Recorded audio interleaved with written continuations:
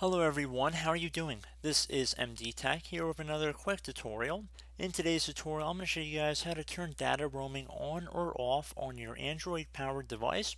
So this should hopefully be a pretty straightforward tutorial, and without further ado, let's jump right into it.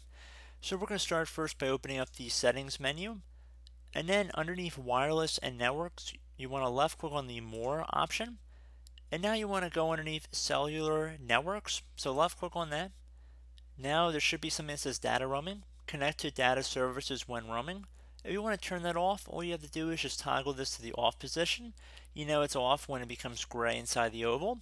And if you want to turn it on, all you have to do is just click inside the oval one more time. You will get an attention alert saying to allow data usage when roaming. Significant charges may apply. Left click on OK to enable data roaming. And that's pretty much it. So I do hope this brief tutorial was able to help you guys out. And as always, thank you for watching, and I look forward to catching you all in the next tutorial. Goodbye.